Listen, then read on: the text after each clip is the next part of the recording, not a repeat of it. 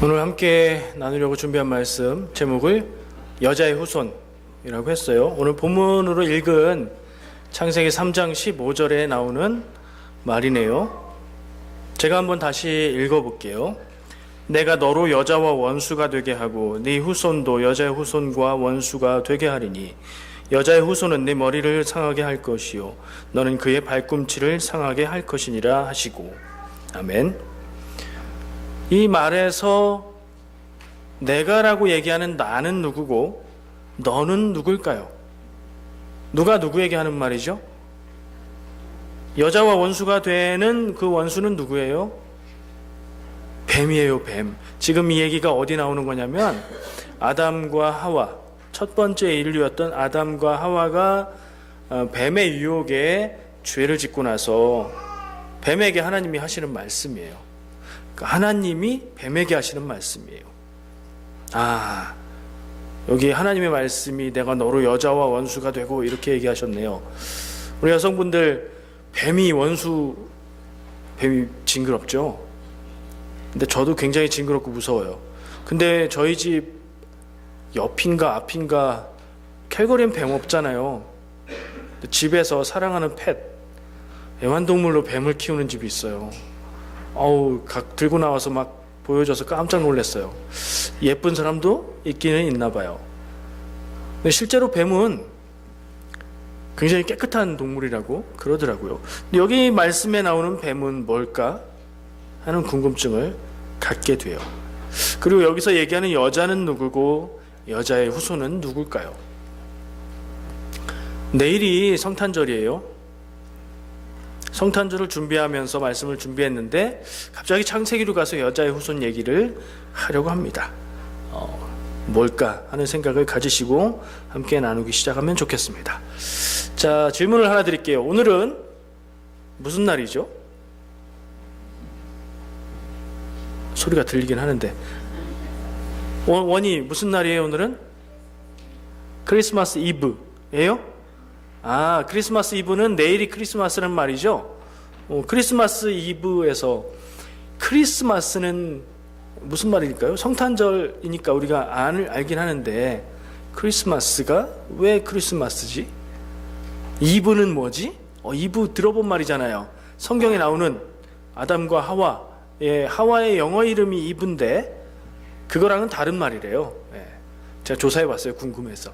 크리스마스는 다 아시지만 설명을 굳이 드리자면 크라이스트, 그러니까 그리스도 더하기 MASS, 메스, 미사, 그리스도 미사, 예수님이 나신 것을 감사하고 축하하는 미사는 성당의 예배잖아요. 천주교회. 그런 예배하는 날이라는 뜻의 성탄절로 번역될 수 있는 예수님이 나심을 기억하는 날인 거죠. 이브라는 말은 전날 혹은 전야, 전날 밤이라는 뜻인데 제가 정말 그런지 확인까지 못했습니다만은 이브닝 단어 앞글자를 따서 쓴다고 하는 말을 들었어요. 정확한 정보는 아직 아니에요. 그래서 크리스마스 이브예요. 오늘이. 크리스마스는 예수님이 나신 날이라고 우리가 기억하고 있는 날이고요. 크리스마스에 대한 얘기를 몇 가지 해볼게요. 크리스마스의 날짜는 12월 25일입니다. 그럼 예수님은 2017년 전에 0년에 12월 25일에 태어났을 거라고 생각하는 게 그런 정보로는 일반적인 상식인데 사실은 따져보면 그렇지는 않은 것을 다 알고 계실 겁니다. 왜냐하면 12월 25일이라는 이 날짜는 예수님, 그러니까 교회의 역사 초기부터 지키던, 기념하던 그런 날이 아니거든요. 나중에 한 300년 지난 다음에 교회가 이 날은 예수님 나신 날로 기념한다 해서 정한 날이에요. 그러니까 한 300여 년 동안은 교회는 예수님이 나신 날을 굳이 축하하거나 기억하거나 이러지 않았단 얘기예요. 그러면 이 12월 25일은 무슨 날일까요? 무슨 근거가 있어서 그날을 예수님 나심을 진짜 나신 날인지는 모르겠지만 기억하고 기념하는 날로 삼았을 텐데요. 여러 가지 설이 있지만 가장 맞는 것 같은 이야기는요, 12월 25일은 원래 태양신 숭배의 날이었대요. 그게 일리가 있는 것이, 태양신을 숭배한다면 태양이 관계된 어떤 날짜를 정하겠죠. 그리고 옛날에 12월 25일은, 지금은 대략 지금 우리가 지키는 달력으로는 12월 21일쯤이 동지라고 알려져 있어요. 동지가 뭐죠? 뭐가? 밤이 가장 긴 날. 무슨 말이에요? 동지 다음 날부터는 밤이 짧아지고 낮이 길어진다는 얘기죠. 좀 지났어요. 그래서 요즘부터는 지금 낮이 조금씩 길어지기 시작할 거예요. 그래서 밤에 그 힘이 끝나고 낮의 힘이 강성해지기 시작하는 그날, 12월 25일을 태양신 숭배일로 정하고, 그 태양을 섬기는 종교와 민족들은 그날을 중요한 날로 지키고 있었다는 거예요. 근데 교회가 그날을 가져와서 예수님이 태어나신 날로 기념하기 시작한 거예요. 좀 기분이 이상하죠. 왜 태양신 숭배하는 날을 우리 예수님 태어나신 날로? 이상한 기분이 드는데, 그래서 12월 25일을 성탄절로 지키는 걸 안 좋게 보는 사람들도 있어요. 근데 꼭 그럴 것도 없다는 게 제 생각이에요. 그러면 12월 25일 아니면 다른 날로 가면 뭐 특별한 의미가 있나요? 교회의 역사가 함께 해온 날이니까 인정할 수밖에 없고요. 그게 예수님의 생일날은 아니라는 걸 우리가 기억할 필요는 있어요. 그리고 이교도의 경축일을 우리가 가져왔다라는 의미보다는 조금 그렇게까지 말할 거 없이 좋게 받아들여 보면, 이교의 태양신 숭배일을 진정한 구원자 되신 예수님의 나신 날로 우리가 대체해서 기억하는 것, 그것도 의미가 있다는 생각을 합니다. 성탄절 문화 있죠. 크리스마스 되면 사람들이 많이 하는 거, 교회 다니는 사람들은 크리스마스는 우리가 지키는 날인데 세상 사람들이 전부 다 좋다고 자기들끼리 좋아하네, 이런 마음이 들 수도 있는데요. 성탄절에 하는 풍습이 많이 있죠. 여기도 있네요. 크리스마스 트리 있어요. 이거 교회에서 받아들여서 교회에서 해도 될 만한 풍습일까요? 해도 돼요. 왜냐하면 성탄절 트리를 처음 만든 사람은 마르틴 루터 종교개혁자래요. 그분이 성탄절을 기념하면서 나무에 장식을 하기 시작했고, 그게 교회의 풍습이 돼서 지금까지 전해지는 거라고 해요. 우리 어린이들은 지금 기대에 부풀어 있을 텐데, 산타크로스 있잖아요. 산타크로스 새벽에 잠잘 때 아무도 모르게 와서 선물 놓고 가잖아요. 내가 비밀을 좀 알려줄까요? 네. 산타크로스는 진짜 있습니다. 네. 누구냐면 세인트 니콜라우스라는 사람이에요. 그 사람의 이름을, 세인트는 성자라는 뜻이잖아요. 세인트 니콜라우스가 산타클로스의 원래 이름이에요. 세인트 니콜라우스는 성탄절이 되면 아이들에게 선물을 나눠주고 그랬었대요. 그래서 그에게서 이 산타클로스가 생겨났고요. 우리가 지금 보고 있는 빨간 옷, 빨간 모자, 이런 모습의 산타클로스는 미국에서 만화에서 처음 그리기 시작했다고 그러고요. 지금처럼 완전한 지금 모습에 볼도 좀 빨갛고 뚱뚱하고 수염, 흰 수염 나고 그런 모습을 그린 거는 코카콜라 광고에서 나왔다고 합니다. 요건 마지막인데, 요건 진짜 생각해 보셨을지 모르겠어요. 굉장히 신기한 일인데 생각해 보면 당연한 거예요.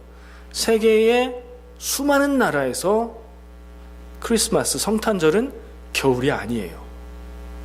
우리는 늘 화이트 크리스마스를 꿈꾸죠.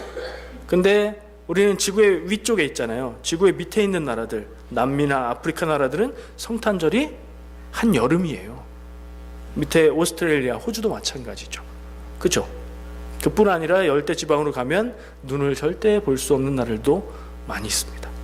우리는 한국이나 여기나 겨울이면, 성탄절쯤이면 늘 겨울이고 눈이 오니까 그런 생각을 하지만, 어쨌든 성탄절에 대해서 이런저런 생각을 나눠봤어요. 성탄절은 예수님이 태어난 날을 기억하고 기념하는 날입니다. 예수님이 정말 태어난 날은 아무도 몰라요. 예수님의 태어나심에 대해서는 복음서에서 다루고 있죠. 성경에 복음서 몇 개 있죠? 하나 딱 접으면 4개가 있습니다. 4가지의 복음서가 있는데 복음서마다 다 예수님의 태어나심을 기록하고 있을까요? 아니면 안 써 있을까요? 한 군데에 써 있다. 한번 손 들어 보실래요? 복음서 하나만 예수님의 태어나심을 기록하고 있다. 아무도 없어요. 2군데에 써 있는 것 같다. 그냥 답을 듣고 싶으시군요. 2군데에 써 있어요. 마태복음과 누가복음에는 예수님의 태어나심에 대해서 써놓고 있어요. 근데 이상하게 두 복음서, 마가복음과 요한복음에는 예수님의 태어나시는 얘기가 없이 바로 세례 요한 얘기가 나오기 시작을 합니다. 성경에 대해서 제가 늘 하는 말 중에 한 가지가 이거예요. 성경은 중요한 건 기록하고 중요하지 않은 건 기록하지 않는다. 이 원칙을 가지고 생각해 보면 4군데 복음서 중에 2군데에 이미 기록되어 있으니까 2군데는 안 써도 괜찮겠지라고 생각을 했을까? 아니에요. 복음서가 써질 때 4명의 저자를 모아놓고 각각 여러분의 관점에서 성경에 들어갈 복음서를 써주세요 이렇게 써진 게 아니거든요. 복음서는 그냥 써졌어요. 성경에 들어오지 못한 예수님에 대한 이야기가 담긴 책도 많이 있었어요. 그러나 그 중에 진실성이 있고 하나님의 말씀으로 인정되는 4가지만 뽑힌 거거든요. 그러니까 의도적으로 그렇게 쓴 건 아니에요. 그렇다면 이 사람들은 제가 말한 대로 성경은 중요한 건 기록하고 중요하지 않은 건 기록하지 않는다는 생각을 가지고 보면 두 사람은 예수님의 태어나신 얘기가 중요하다고 생각하고 그 관점에서 기록을 한 거고요. 두 사람은 그것보다 예수님이 사역하시는 얘기, 그 핵심적인 부분에 초점을 두고 기록한 거예요. 그래서 그런 차이가 있는 것 같아요. 초기 교회의 역사에서 보면 아까 말씀드렸듯이 이 예수님의 생일로 생각되는 크리스마스를 기념한 기록이 300 몇 년도쯤 가야 나와요. 그 전에 있었는지 없었는지는 정확하게 알 수 없어요. 왜냐하면 굉장히 오래된 일이잖아요. 그래서 기록으로 남아있는 걸 근거로 얘기하는데 300 몇 년 정도. 그러면 예수님이 사역을 하시고 죽으시고 난 뒤에도 300년이 넘게 지난 다음에서야, 교회의 역사 가운데서도 300년이 넘게 지난 다음에서야 예수님의 나신 날을 기억하고 기념하기 시작했다는 거예요. 그 전까지는 왜 안 했을까요? 거기까지 관심이 안 갔어요. 왜냐하면 초대교회 사람들은 예수님이 곧 머지않은 시간에 곧 다시 오실 것이고 세상은 끝날 것이고 우리는 천국에 갈 것이다 라는 기대를 갖고 있었기 때문에 그래요. 근데 한 300년이 지나도 그 일이 안 이루어지니까 사람들이 생각을 다시 하기 시작하고 전하는 말씀의 내용도 조금씩 변하기 시작하고 그런 거예요. 그런 흐름에 따라서 그때는 이제 예수님의 나심이 참 중요하구나를 생각하기 시작한 거겠죠. 그러면 원래 교회가 예수님의 생일을 기억하지 않고 시작했다면 예수님의 나신 날이라고 우리가 생각하고 있는 크리스마스는 신앙적으로는 아무 의미가 없는 날인가? 이런 질문을 해볼 수 있어요. 여러분은 어떻게 생각하세요? 첫째, 실제로 예수님이 태어난 날이 맞을 가능성이 없지는 않지만 거의 없다. 이게 사실이에요. 두 번째, 아까 얘기한 대로 다른 종교, 이교의 태양신 숭배 날짜를 빌려왔다. 그래? 이런 것들을 생각해 볼 때 이 크리스마스, 예수님의 태어나신 날을 기억하는 게 의미가 있습니까? 없습니까? 그럼에도 불구하고 그 날짜가 중요한 게 아니라 예수님이 세상에 나신 게 중요하지 않을까요? 왜요? 그 다음 일이 중요하기 때문에 그렇습니다. 예수님이 사람들에게 말씀 전하고 병 고치고 그 사역을 하시는 그 일들을 통해서 십자가 죽음의 길을 가셨고, 십자가 죽음의 길은 사람들에게 구원의 길을 열어주는 시작이 되었기 때문이고 교회의 시작이 되었기 때문이죠. 십자가 죽으심이 없으면 구원도 없고요, 십자가 죽으심이 예수님이 나지 않으시면 죽을 수도 없으니까 나신 게 중요하다는 거예요. 그런가요? 저는 그렇게 생각합니다. 예수님의 나심은 곧 인류의 구원을 위한 하나님의 계획이었어요. 예수님이 나시지 않았다면 그 구원의 계획은 언제 이루어질지 알 수 없는 일이에요.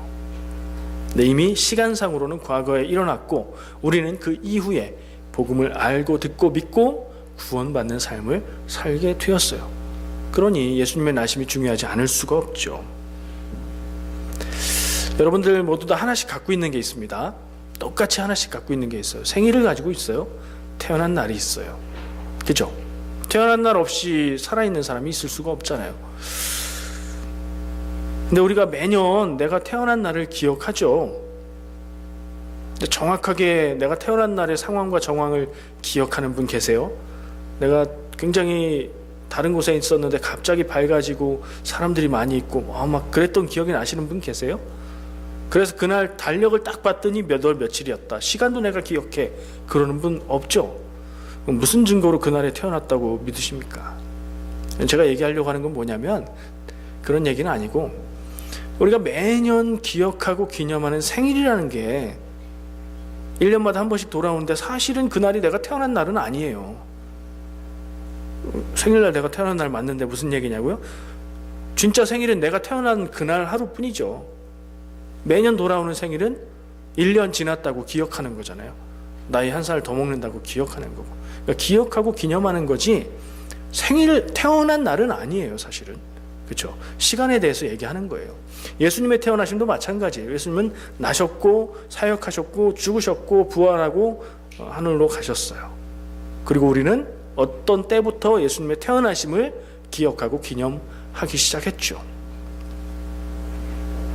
생일날 해야 되는 일이 있어요. 우리 생일날 뭐 하죠?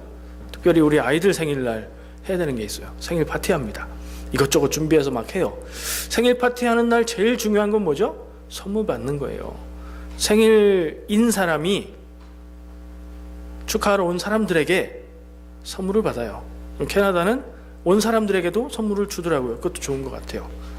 근데 왜 우리는, 세상 사람들은 내 생일도 아니고 네 생일도 아닌데 서로 선물을 주고 받을까요? 그런 생각도 혼자 해봤어요. 예수님 생일인데, 그래서 예수님 생일 축하 파티를 우리 예배 후에 짧게라도 가지려고 준비를 좀 했어요. 예수님 선물로 생각하시고, 그리고 생일날 꼭 해야 되는 게 하나 더 있습니다. 여러분들 생일날 되면 이거 꼭 기억하세요. 정말 생일날 축하받아야 되고 공로를 인정받아야 될 사람은 생일인 사람이 아니라 그 어머니다 라는 생각을 제가 언제부턴가 하기 시작했어요. 왜냐면 나는 생일날 한 게 없거든요. 그냥 태어난 거죠. 그것도 수고하긴 한 건데 정말 수고하고 고생하고 아픈 건 어머니잖아요. 그리고 낳은 나를 키우신 건 부모님이잖아요. 생일날 기억해야 될 건 부모님의 은혜요, 어머님의 노고라는 거.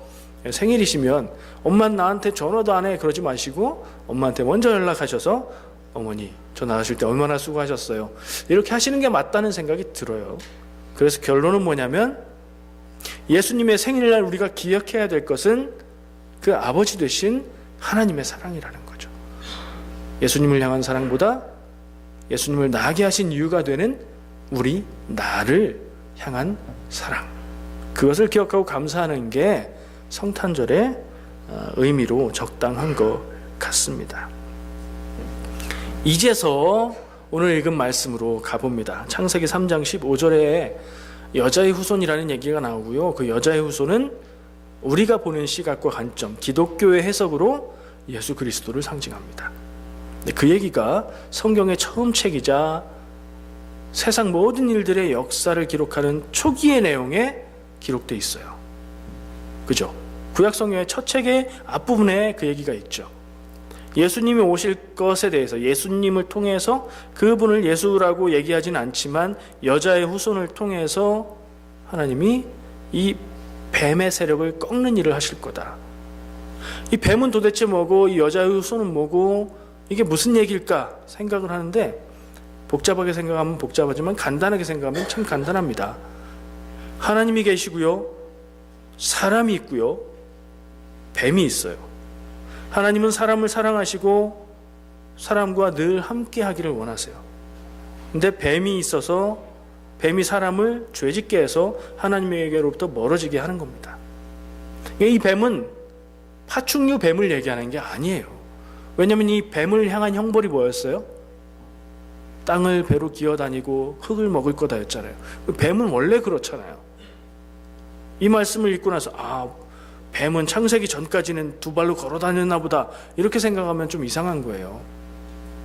여기서 얘기하는 뱀은 동물 뱀을 얘기하는 게 아니라 뱀으로 상징되고 있는 하나님을 대적하고 사람을 죄에 빠뜨리려고 하는 세력을 얘기하는 거죠. 사탄이고 악마고 죄예요. 결국엔 무슨 얘기냐? 죄와 인간에 관한 얘기고, 그 죄에 빠져서 구원받지 못하는 인간을 구원하시려는 하나님의 이야기라는 거예요. 그래서 여자의 후손은 구세주가 되는 거고, 그를 통해서 구원의 길이 열린다는 얘기가 창세기 초반에 선언이 되고 있는 거예요. 그래서 이 얘기를 원시복음이라고 얘기해요. 원시적이라는 얘기인가? 그게 아니라 최초의 복음이란 얘기예요. 복음은 예수님이 구원자시고 예수님의 죽으심이 내 죄를 용서하고 우리가 그걸 믿을 때에 구원받는다는 거잖아요. 근데 그 계획과 의도가 아주 단순하고 간단하지만 오늘 이 말씀 창세기 3장 15절의 말씀에 기록이 되어 있다는 거예요. 이 뱀은 항상 사람들과 함께 있을 거고, 죄에 빠뜨리려고, 죄로 쓰러지려고 그런 유혹을 항상 우리에게 해올 거고, 그러나 하나님은 여자의 후손이라고 했는데 왜 여자의 후손일까? 여러 가지 의미를 따질 수 있겠지만 저는 단순하게 생각합니다. 사람으로 나신 분이라는 뜻으로 생각을 해요. 사람으로 나실 이를 통해서 구원의 길을 여실 것이다 하는 말씀으로 저는 듣습니다. 이 복음의 이야기, 우리 사람과 죄와 구원에 대한 이야기, 이걸 생각할 때 제가 이 얘기를 하면서 처음에 기독교의 해석이라고 말씀을 드렸어요. 다른 종교도 구약 성경을, 이 창세기 부분이 구약에 들어가니까 구약 성경을 중요하게 인정하고 보는 종교들이 있어요. 유대교가 그렇고 이슬람교가 그래요. 근데 그 사람들은 어떻게 이해하고 있을까 하는 그런 궁금증이 들었어요. 왜냐하면 구약 성경에 나오는 예수님이 나실 거라는 예언이라고 보는 말씀들을 그들은 다르게 보기 때문에 그래요. 일단 유대인들은 예수님을 그리스도, 구세주로 보지 않아요. 예수님을 위대한 선지자, 선생, 하나님의 예언자 정도로 봅니다. 그리고 그 사람들은, 유대인들은 지금도 메시아를 기다리고 옛날에도 메시아를 기다렸고, 근데 우리가 생각하고 알고 있는 예수님 모습 같은 메시아랑은 좀 달라요. 왜냐하면 그들은 유대인의 역사를 무너져버리고 망해버린 유대인의 역사를 다시 일으키고 주권을 회복해줄 그런 구원자를 기다렸거든요. 예수님 당시에는 로마의 지배를 받았는데 그 로마는 굉장히 많은 양의 세금을 걷어갔어요. 다른 거는 종교의 자유도 주고 좋긴 했는데 로마 시대에 굉장히 힘들었던 게 세금을 많이 내야 했던 거. 로마에도 많이 냈어야 되고 그 중간에서 세금을 걷어가는 역할을 하는 동족, 유대인 세리들한테도 많이 뺏겨야 했어요. 그래서 거의 소득의 50% 이상을 세금으로 내야 했대요. 여러분들 수입의 50%를 세금으로 내야 되면 살 수 있겠어요? 못 살아요. 너무 힘든 거예요. 그런 삶에서 구해줄 사람을 그 당시엔 기다렸던 거죠. 그게 그들에게 메시아였어요. 유대인들의, 유대교의 메시아는 하나님의 아들이 아니에요. 베드로가 마태복음 16장 16절에서 예수님을 향해서 주는 그리스도시요, 그리스도라는 말은 메시아랑 똑같아요. 메시아이십니다. 그리고 주는 살아계신 하나님의 아들이십니다 라는 고백을 하는데, 이 뒤에 예수님이 하나님의 아들이십니다라고 고백하는 내용은 유대인들에게는 없었던 내용이에요. 유대인들에게 메시아는 사람이에요. 사람. 하나님이 부르시고 세워서 쓰시는 사람. 그래서 역사 이전에도 여러 명이 있었고 성경 구약에 기록된 메시아들도 많이 있고, 그들이 기다리는 메시아도 하나님이 그들의 시대에 보내주셔서 붙잡고 일으키셔서 자기들을 구해줄 사람을 기다렸던 거예요. 예수는 그런 사람은 아니다. 왜냐하면 예수님이 가신 길은 그런 길이 아니었잖아요. 군사적인 능력을 가지고 나라를 회복시키는 분은 아니었잖아요. 예수님의 그 복음의 길 뒤에서 시작된 교회만이, 기독교만이 예수님의 모습을 하나님이 보내신 구세주로 받아들여요. 그래서 그 해석이 완전히 다릅니다. 예수님 이후에도 유대인들이 믿고 따랐던 메시아가 80여 명 정도가 된다고 얘기를 해요. 그러니까 그 시대를 구했던 어떤 지도자격의 인물들이 그렇게 있었단 얘기예요. 지금도 유대인들은 그런 사람들을 기다리고 있을 수 있겠죠. 왜 이런 생각을 얘기하냐면요, 우리가 우리의 믿음의 고백만을 알고 있으면 그것도 귀하지만 사실 우리 믿음의 고백의 의미를 잘 모를 수 있어요. 베드로가 주는 그리스도시요 살아계신 하나님의 아들입니다라고 고백했는데 예수님은 뭐라고 하시죠? 너의 이 얘기는 네가 안 게 아니라 성령님이 알게 한 거다라고 얘기해요. 네 그 얘기, 특별히 제가 볼 때는 뒤에 살아계신 하나님의 아들입니다라고 고백하는 그 부분은 하나님의 영이 알게 하셨지 너로서는 알 수가 없다. 왜요? 유대인이었잖아요. 유대인의 생각의 한계는 메시아는 하나님이 선택하신 강력한 힘을, 능력을 가진 군사적인 지도자이니까요. 그런 메시아상을 가지고 예수님을 따랐던 제자 중에 한 명은 예수님이 그 길을 안 가니까 그를 배신하고 포기했어요. 유다가 그랬어요. 베드로 역시 유대인이었기 때문에 예수님에 대한 하나님의 아들이십니다라는 고백은 그 생각으로는 할 수 없었던 거예요. 어떻게 알게 했냐? 하나님의 영이 알게 했다고 고백을 하는 거죠. 그리고 그것은 기독교의 고백이 된 거예요. 우리가 그 고백 위에 교회 역사가 있고 우리의 믿음의 근거가 거기에 있는 줄을 깨달아야 할 줄 믿습니다. 다시 좀 돌아올게요. 기독교의 시각으로 예수님의 나심을 보겠습니다. 예수님은 왜 나셨을까요? 이 질문이 필요해요. 예수님은 왜 나셨습니까? 우리는 왜 태어났습니까? 사람은 왜 태어납니까? 사람의 역사의 끝은 뭐죠? 죽음이죠. 그럼 우린 죽기 위해서 태어났나요? 아니죠. 주어진 시간을 잘 살기 위해서 태어났죠. 예수님은 왜 나셨을까요? 근데 예수님은 죽기 위해서 나셨어요. 왜요? 인간의 구원을 위한 길이, 하나님의 계획이 십자가 죽으심과 그것을 통한 구원의 길이었기 때문에 그래요. 예수님의 나심은 죽음을 위한 것이고 그 죽음은 우리의 구원의 길을 열었다. 이걸 우리가 꼭 기억할 필요가 있습니다. 이 모든 일들의 동기와 근거와 이유는 뭘까요? 왜 그런 일들이 생겼을까요? 누가 하신 일이에요? 하나님이 하신 일이에요. 왜 하신 일이에요? 사람의 구원을 위해서, 여러분과 저의, 우리의 구원을 위해서 하나님이 계획하시고 행하신 일이에요. 그 동기는 그러니까 나를 향한 하나님의 사랑인 거예요. 오늘 제가 마지막으로 강조하고 기억하고 싶은 것은 이겁니다. 하나님의 사랑 때문에 우리가 여기에 이렇게 함께 있고 함께 예배하고 있고 한 믿음 가지고 있고요. 그 사랑으로 우리가 살 수 있다는 거. 그 사랑 때문에 예수님을 사람으로 이 땅에 나게 하셨다는 거. 우리가 꼭 기억했으면 좋겠습니다. 기도하겠습니다. 사랑과 은혜의 주님 참 감사합니다. 오늘 우리가 함께 예배하고 주님의 나심을 기억하고